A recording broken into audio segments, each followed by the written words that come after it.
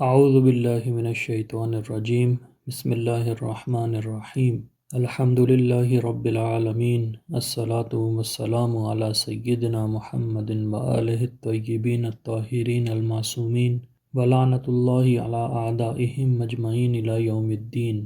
گزشتہ درس کے اندر ذکر کیا تھا کہ کتاب صرف سادہ کی مقدماتی ابحاث سے ہم فارغ ہو چکے ہیں اور اصلی بحث میں وارد ہو چکے ہیں، لیکن اس سے پہلے کہ ہم اصلی بحث کو شروع کریں ایک مقدمے کو بیان کیا جا رہا ہے۔ اس مقدمے کے اندر چند نکات کو بیان کیا گیا ہے۔ نقطہ اول ہم پچھلے درس میں بیان کر چکے ہیں کہ جو فعل کی تعریف اور فعل کی تقسیم سے مربوط تھا کہ ابتدائی طور پر فعل کی تین قسمیں ہیں، فعل یا فعل ماضی ہوتا ہے، یا فعل مضارع ہوتا ہے، یا فعل امر ہوتا ہے۔ اب بات یہ ہے کہ ان تمام افعال کو کہاں سے لیا جاتا ہے، تو اسی نقطے کو یہاں بیان کر رہے ہیں۔ اصل فعل یعنی فعل کی اصل، کہ جہاں سے فعل کو لیا جاتا ہے، کہ جس کا دوسرا نام مصدر ہے۔ بس دو نام ہے، یا تو اصل فعل کہا جاتا ہے یا مصدر کہا جاتا ہے۔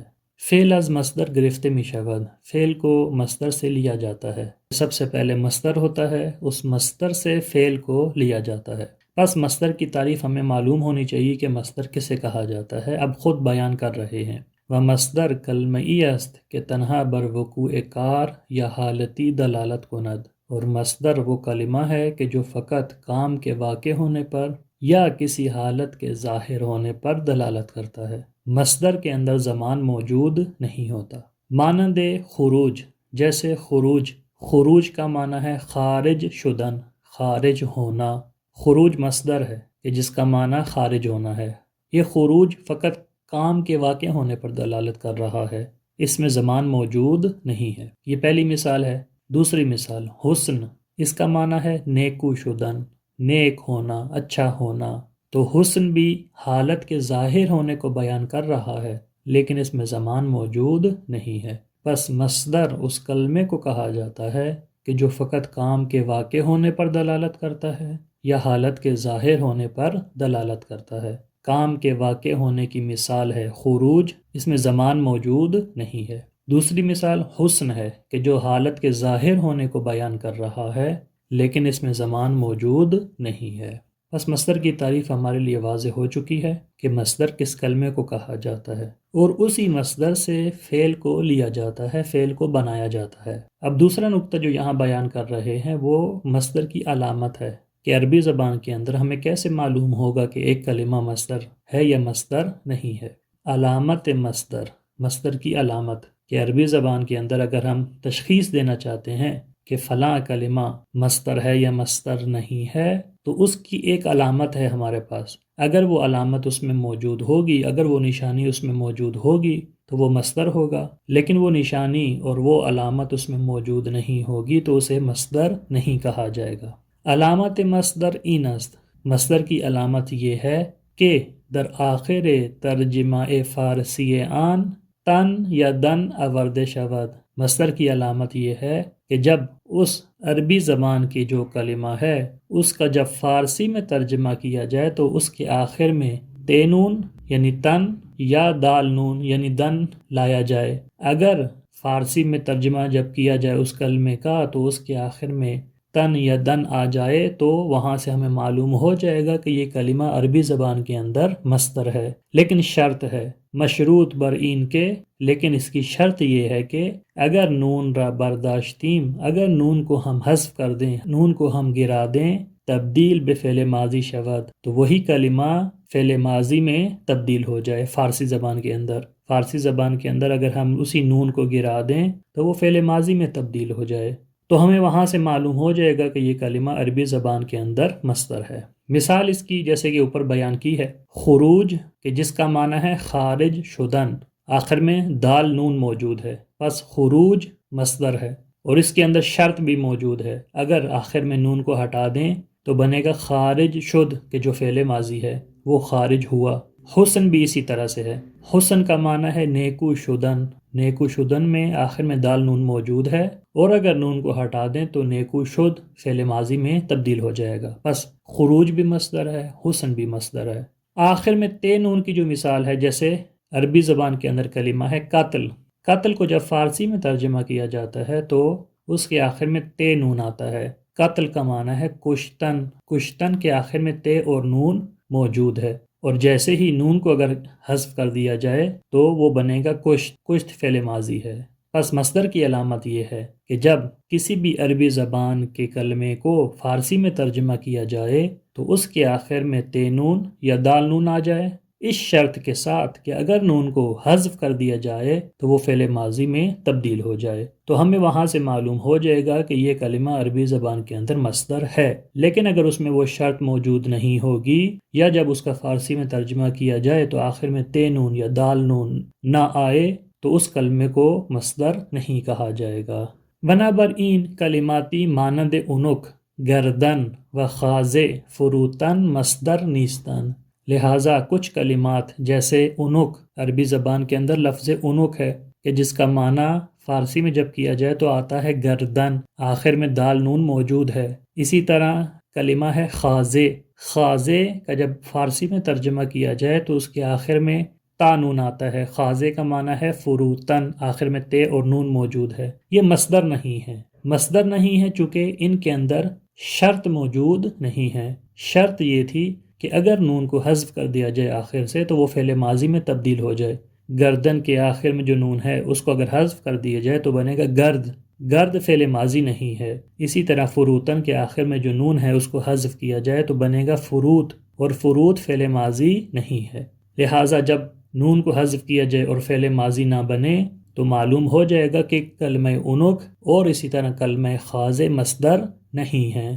اب اس کے متعلق ایک حاشیہ بیان کیا جا رہا ہے کہ کلمہ ای کہ تنہا بر وقوع کار یا حالتی دلالت کند، وہ کلمہ کہ جو فقط کام کے واقع ہونے پر یا حالت کے ظاہر ہونے پر دلالت کرتا ہے، مانند خروج جیسے خروج ہے، و حسن اور جیسے حسن ہے کہ جن کے اندر فقط کام کا واقع ہونا یا حالت کا ظاہر ہونا پایا جاتا ہے، ان کے اندر زمان موجود نہیں ہے۔ یا تنہا معنی زمان داشتے باشد، یا ایسا کلمہ کہ جو فقط زمان پر دلالت کرتا ہے، اس کے اندر کام کا واقع ہونا یا حالت کا ظاہر ہونا موجود نہیں ہے، مانند امسے، امسے گزشتہ کل کو کہا جاتا ہے، جس کو فارسی میں ترجمہ کیا جاتا ہے دیروز یعنی گزشتہ کل۔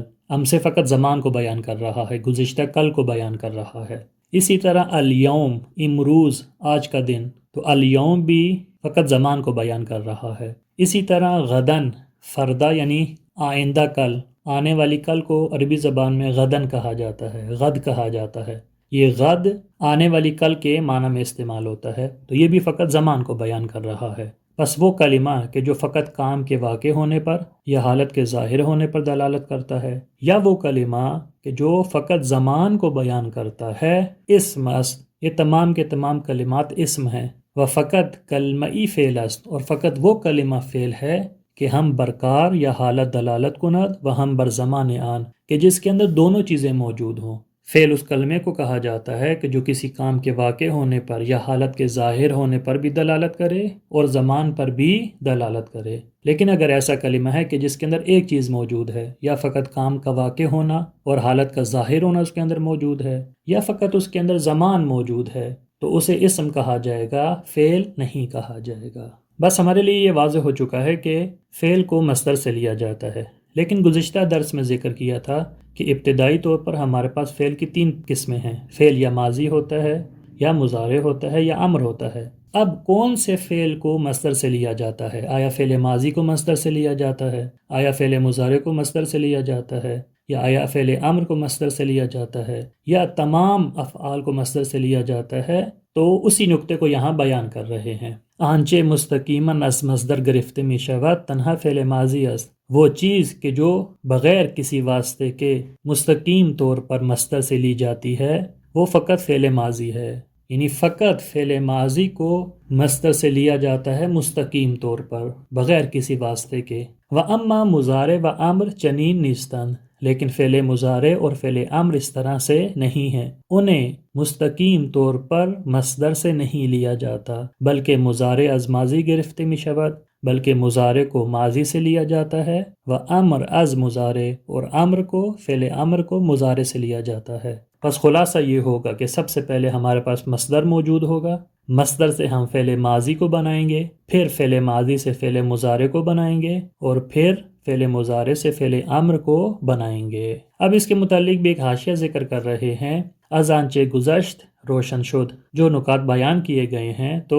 ان سے واضح ہو چکا ہے کہ فعل مشتق است، کہ فعل مشتق ہے، یعنی اس کو لیا جاتا ہے۔ ابتداءً فعل موجود نہیں ہوتا بلکہ فعل کو نکالا جاتا ہے، بنایا جاتا ہے، لہٰذا فعل مشتق ہوتا ہے۔ وَأَصْلِ عَن مصدر میں باشد، اور اس کی جو اصل ہے وہ مصدر ہوتی ہے، یعنی فعل کو مصدر سے لیا جاتا ہے، فعل مشتق ہوتا ہے اور جو اس کی اصل ہے وہ مصدر ہے کہ جو جامد ہوتی ہے۔ علاوه بر فعل بعضی از اقسام اسم نیز از مصدر گرفته می شود، مصدر سے فقط فعل کو نہیں لیا جاتا بلکہ فعل کے علاوہ اسم کی بھی بعض اقسام کو مصدر سے لیا جاتا ہے، کہ در بخش دوم خواہد آمد، کہ جن کی تفصیلات حصہ دوم یعنی اسم والے حصے میں بیان ہوگی۔ و نیز افعال معدودی است کہ از مصدر گرفته نمی شود، اور اسی طرح کچھ افعال ہیں، چند افعال ہیں کہ جن کو مصدر سے نہیں لیا جاتا۔ و در مبحث چہاروں میں ہمین بخش بیان خواہد شد، کہ جنہیں اسی حصے میں یعنی فعل والے حصے کی چوتھی بحث کے اندر مبحث چہاروں میں بیان کیا جائے گا۔